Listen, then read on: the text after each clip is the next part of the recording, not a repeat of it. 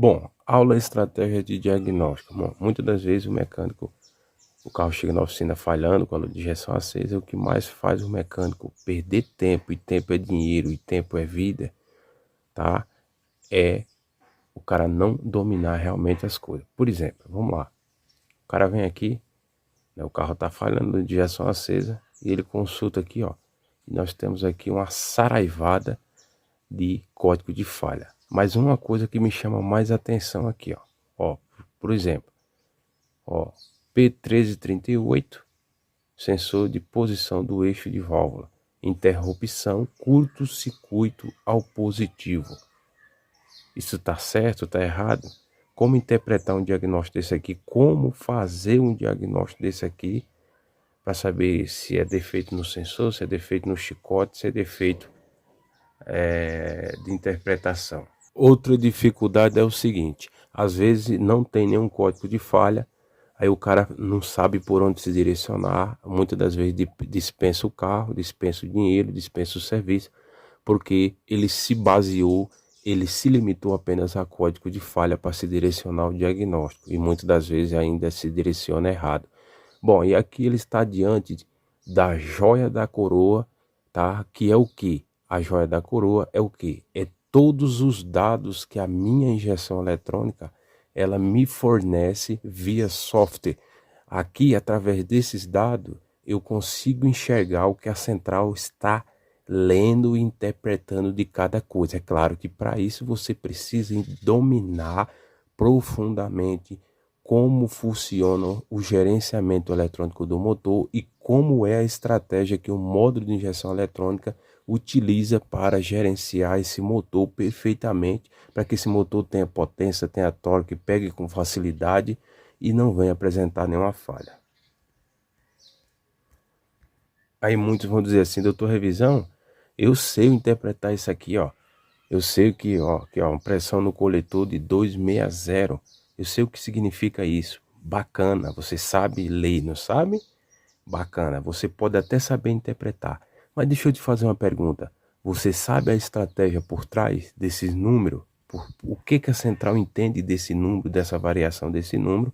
Tá? Por exemplo, posição da borboleta. Ah, você sabe que quando você acelera, né, está com 5%, você acelera, vai lá para 80, 100% da aceleração. Bacana, mas beleza, isso foi uma leitura, isso foi uma interpretação de uma leitura, mas você sabe a estratégia por trás dessa informação, o que a central faz, exatamente, efetivamente, o que ela faz, a estratégia por trás de cada parâmetro desse aqui?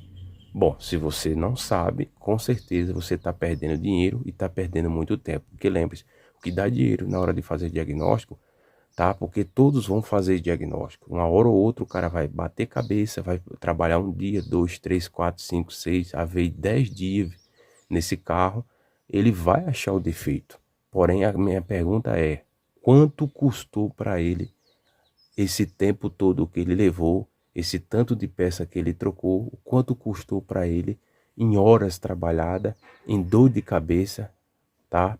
Perda de cabelo, o quanto custou para ele não entender como funciona, não fazer um treinamento com quem põe a mão na massa, com quem trabalha com isso aqui, não só pessoas que conhecem isso teoricamente, em livro, tá? Em palestra, pessoas que põem a mão na massa, que passam pela dificuldade, conhece a dificuldade do mercado, desenvolve técnica, se aprofunda em estratégia de diagnóstico para saber resolver isso aqui. Bom, agora eu vou resumir para você tudo isso aqui, o que lá no carro acontece para ter tudo isso aqui, todos esses parâmetros, todos esses dados, todas essas estratégias, por que muito um bate-cabeça, passam por cima do defeito, trocam peça e não resolve, etc e tal.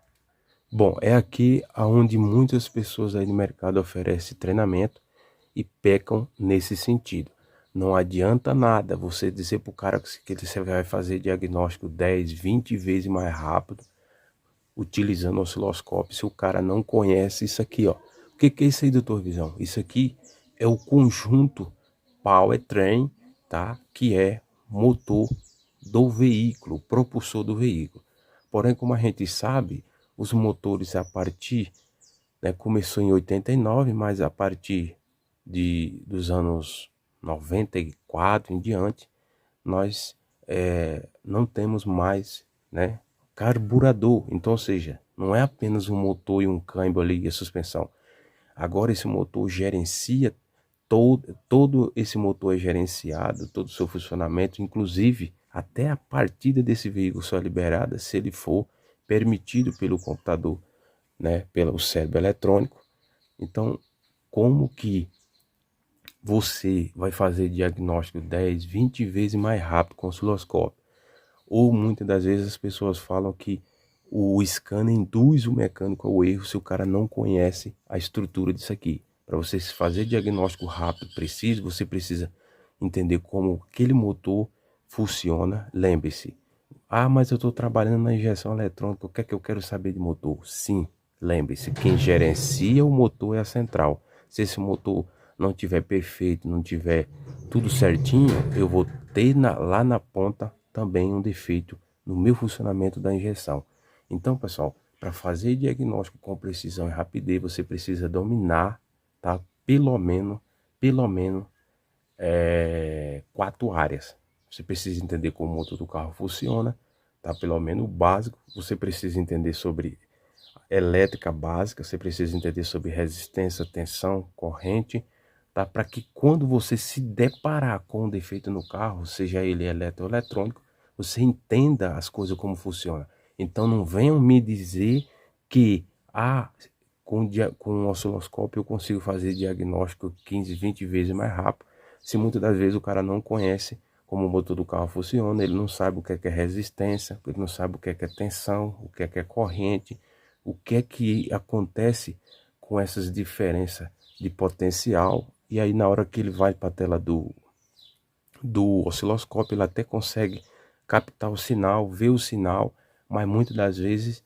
E aí, quando você fizer esse teste lá e tiver tudo perfeito, e agora? Por onde se direcionar? Então não basta você só fazer teste com osciloscópio, você precisa conhecer essas outras bases para que quando você for fazer um teste e se deparar com uma coisa que não tem defeito, a luz de injeção não está acesa, mas o carro está falhando, está engasgando, você consiga, tá? Através de toda a técnica de uma pessoa que ensina de verdade, que põe a mão na massa, que te ensina técnica para você resolver defeito e interpretar no dia a dia, tá? É que vai fazer você fazer diagnóstico rápido e preciso, não importa se é com osciloscópio, se é com scanner ou se é com caneta de polaridade, com caneta multifunções. Quando você conhece profundamente e domina aquilo que você se dispõe a fazer, isso é que faz a diferença, tá? É isso que faz agilizar, é isso que faz você fazer diagnóstico preciso, mais rápido, no menor tempo possível, utilizando mesmo ferramenta mais simples. Bom, aqui nessa aula eu estou explicando para o aluno de combustível, tá? E quando você der partida, o motor vai estar girando, a central está identificando que o virabrequim está girando na posição correta, ela sabe no pistão está em cima. Neste momento, ela aciona a centelha na vela para que o motor entre em funcionamento.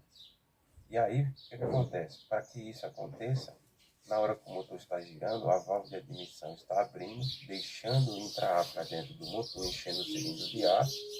Aí, após isso, a central injeta o combustível, tá? E quando o pistão chega lá em cima, tem a explosão, tá? Tem a explosão, a centelha. Aí, ó. No próximo ciclo, quando o pistão subir, ele vai abrir a válvula de escape para que o resíduo dos gases queimados anterior saia. E aí, o outro ciclo, a válvula de admissão abriu aí, como você viu, ó, entrando ar para dentro do motor, enchendo o cilindro de ar, tá? E, consequentemente, vai ter uma outra explosão. E assim, ciclo após ciclo, é assim que o motor entra em operação. E é claro, a central gerencia tudo isso com precisão. Bom, agora vamos ver aqui, ó. Olha lá.